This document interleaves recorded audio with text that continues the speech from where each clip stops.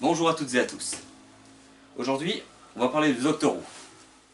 Doctor Who est une série britannique de science-fiction qui a plus de 50 ans d'existence derrière elle, qui est un véritable objet de patrimoine pour la Grande-Bretagne, avec les Harry Potter, Sherlock Holmes, David Bowie et j'en passe. Mais aussi un incontournable de la culture pop, de la science-fiction et de la culture geek. Aujourd'hui, je vais vous initier à cette série. Et on va faire ça comme il se doit.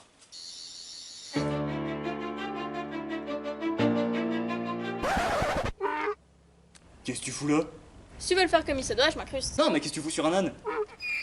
Chut, Brico. Là n'est pas la question. Bah si, quand même, tu l'as pas volé Pour j'espère. faire un voyage en Tardis comme dans Doctor Who, t'auras besoin d'une accompagnatrice. Le docteur a toujours une accompagnatrice. Wow, calme-toi. Une grande partie du public sait même pas encore de quoi tu parles. Quoi? T'as pas lancé l'intro? En ce cas, faites-le, chère accompagnatrice. J'attendais que tu le dises. Dans Doctor Who, on suit les aventures d'un extraterrestre à l'apparence humaine appelé le Docteur, qui a pour habitude de voyager dans le temps et l'espace grâce à son vaisseau camouflé en cabine téléphonique, appelé le TARDIS, qui est plus grand à l'intérieur. Vénéré ou craint partout dans l'univers, le Docteur se caractérise avant tout par son caractère excentrique et son increvable pacifisme, qui le pousse à combattre non pas avec des armes, mais avec l'éloquence et le charisme. Il est âgé de plus de 800 ans, dispose de connaissances sur l'univers qui dépassent l'entendement et possède la capacité de se régénérer lorsqu'il est gravement blessé, ce qui implique un changement d'apparence et partiel de personnalité. C'est pour ça qu'il change d'acteur assez régulièrement. Et dans ses aventures, il est souvent accompagné d'une terrienne. C'est pour ça qu'elle est là. Pas mal, pas mal. Enfin bon, même si je n'aurais fait une alternative intéressante. Mais au fait, comment t'as su que j'avais un TARDIS? Il est garé devant chez toi. On peut littéralement pas passer à côté. Mais qui a planté ça là? Et puis où t'as trouvé un Tardis? Besoin scénaristique. Où? Parcourir l'historique de la série.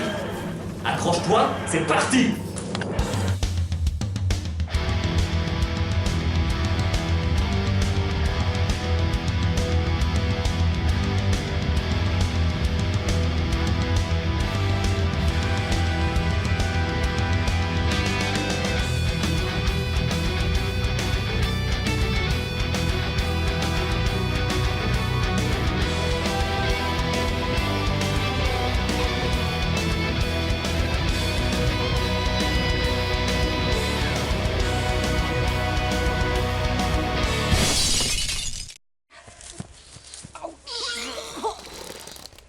Bah quoi, je sais piloter pour les besoins du scénario, donc pas comme un virtuose. Mais si on est là au moins? Ça oui, je le sais. On est en 1963, année de la création de Doctor Who. A l'origine, la série était en noir et blanc, et elle fut créée par Sydney Newman dans le but de combler un vide dans les programmes de la chaîne BBC One, entre une émission sportive et une autre plutôt axée pour les adolescents. Et tu le précises parce que? Parce que c'est ça Doctor Who à la base, une émission familiale. Et quelque part ça l'est toujours, même si la série s'est complexifiée avec le temps. On balance toujours entre des épisodes qui se passent dans le passé et qui nous donnent en général des petites leçons d'histoire, allant même parfois jusqu'à faire de merveilleux hommages à des personnages du passé, et des épisodes qui se déroulent dans le futur, qui nous donnent des leçons scientifiques à base d'extrapolation de ce que nous savons de la science. De la science-fiction quoi. Eh ben... Ouais, c'est tout à fait correct. Ce côté familial a également donné un autre aspect à la série, le côté kitsch assumé. Parce que oui, nos amis les Brittoons n'étant pas spécialement réputés pour leur série de SF, le budget consacré à cette série n'était pas énorme. Surtout que Star Trek, la planète des singes et Star Wars n'existaient pas encore. Et que la SF n'était pas encore considérée comme quelque chose de très mature à l'époque. Tout ça a amené à ce que la série ait un ton bon enfant et tout public, avec un côté kitsch via ses décors, costumes et effets spéciaux à petit budget. Non mais sans deck, si vous trouvez que la première série Star Trek a mal vieilli, regardez un peu les premiers épisodes de Doctor Who. Par rapport à ça, Star Trek c'est Ready Player One. Et ainsi l'histoire continua. Le Docteur parcourut mondes et périodes, eut moult compagnons de voyage, et passa par 7 visages différents, tout cela dans un ton kitsch familial et infiniment créatif. Jusqu'à la 26e saison. Et c'est là notre prochaine étape, qu'est-ce que tu fous? Bah quoi, c'est pas tous les jours qu'on va dans les années 60. Puis je suis sûre ça vaut une fortune sur eBay. Mais tu peux pas voler des trucs comme ça! Bah si, je vais dans le futur et pourront pas me retrouver. Oh putain, j'aurais dû prendre l'âne à la place. Allez, on va où maintenant? 89, l'année de la mort d'une étoile.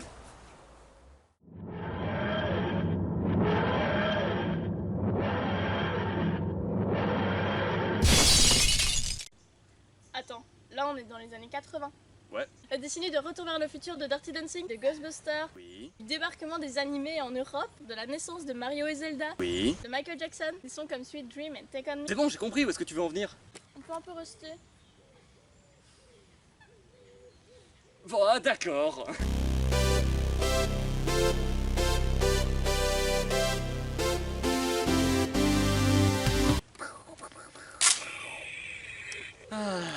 rappelles pourquoi on était venu ici?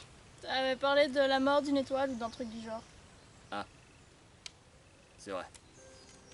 Effectivement, en 1989, la série a connu et connaît toujours une baisse d'audience conséquente. Et il en va de même avec l'intérêt des spectateurs. Et lorsqu'on ajoute à cela le peu d'intérêt que les producteurs de BBC One avaient pour la SF, il paraît évident que l'annulation de la série était la suite logique des événements. Annulation? Comment ça, annulation? Bah, tu sais ce que ça veut dire, non? Oui, mais la série existe toujours. Eh, attention, tu crames les étapes. Cependant, j'allais y venir. Car en ce moment, nous partons pour... 1 minute. Je me souviens pas qu'on a payé pour ces trucs. Arrêtez-les!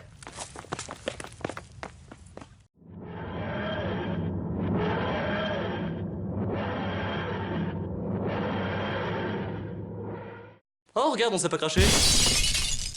Ok, on est en quelle année maintenant? 2005. Mais je voudrais t'avertir de quelque chose.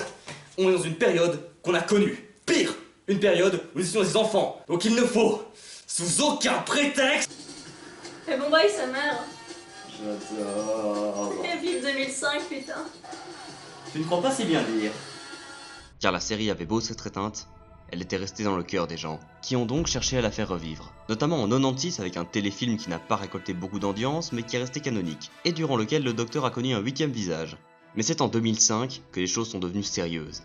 Car tel le Docteur, la série s'est régénérée, renaissant de ses cendres avec un nouveau visage et une nouvelle personnalité. Mais un compteur des saisons remis à zéro. Ainsi commença la dite nouvelle série, qui est celle que tous les fans de Doctor Who ont vue.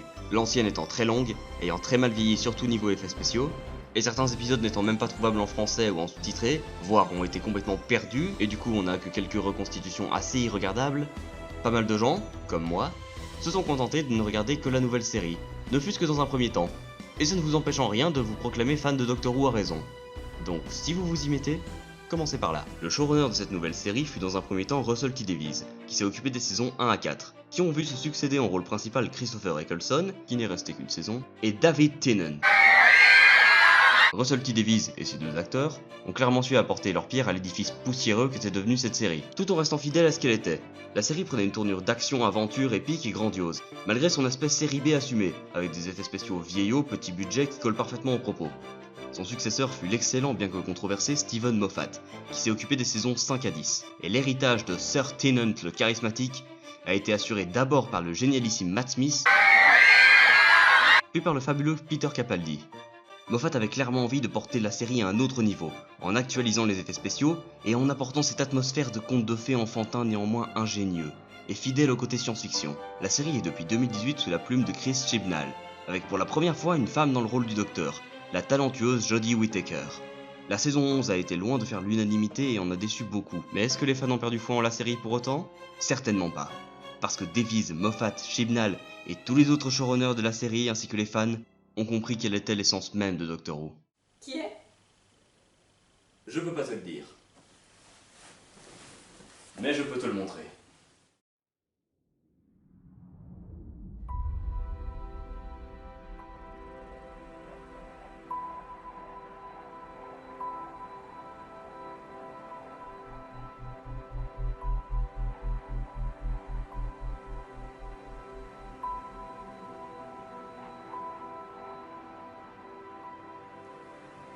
Wow, c'est magnifique. Pourquoi tu m'as amené ici? Pour elle. Cette étoile est là depuis des millénaires. Elle se déplace de temps à autre, mais reste dans le même champ approximatif. Aucun système et aucune forme de vie ne dépend entièrement d'elle. Pourtant, sa lumière rend plus prospère le quotidien des êtres vivants sur les planètes environnantes. Et tous les 100 ans, il se passe ceci. Tiens, vas-y, mets ça.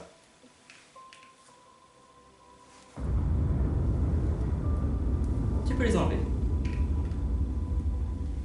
Elle explose d'elle-même en un millier de petites particules qui vont, à terme, se rassembler les unes avec les autres. Mais jamais de la même façon que lors de leur précédente formation. Parfois, de nouvelles particules viennent même naître de certaines unions, et cela ne se fait pas toujours au détriment des autres. Ceci résulte en une étoile nouvelle. Sa forme est différente, sa taille varie sensiblement ainsi que sa position, et il en va de même que pour sa composition. Mais elle garde toujours cette lueur qui en fait une des plus belles et vieilles histoires de cette macro-galaxie. Où veux-tu en venir? Cette étoile, c'est un peu comme Doctor Who. Malgré les âges et les vieux effets spéciaux, Doctor Who a montré dès sa conception son increvabilité. Que ce soit l'univers qui est entièrement basé sur ce que nous ne connaissons pas de notre univers, et qui permet de mettre tout ce qu'on veut dans la série sans que ce soit incohérent. Rien que dans la nouvelle série, on a eu droit à des mannequins tueurs, des hommes-chats, des vampires, des requins volants, un vaisseau spatial en forme de Titanic, des dinosaures, le Père Noël. C'est une mine d'or scénaristique dans son excellence la plus totale. Sans parler de cette idée de génie de donner au docteur et à son espèce la capacité de se régénérer, impliquant un changement d'apparence et de personnalité, ce qui permet de renouveler le casting en laissant chaque auteur et acteur donner leur touche personnelle au personnage. Cette série, à l'image de son personnage principal, est en constante mutation, mais garde ce même esprit intrinsèque qui lui donne une identité propre. Tout comme cette étoile, elle a trouvé le véritable chemin vers l'immortalité, celui du phénix qui renaît. Mais au fait, c'est moi ou t'as rien piqué en 2005? J'ai piqué quelques jeux GameCube et Xbox avant qu'on s'en aille. C'était vraiment pas possible. Mais au fait, mon ordi s'est équipé de quelques consoles de cette génération. Ça te dit on se fait une partie? Ouais, trop chaude. Allons-y.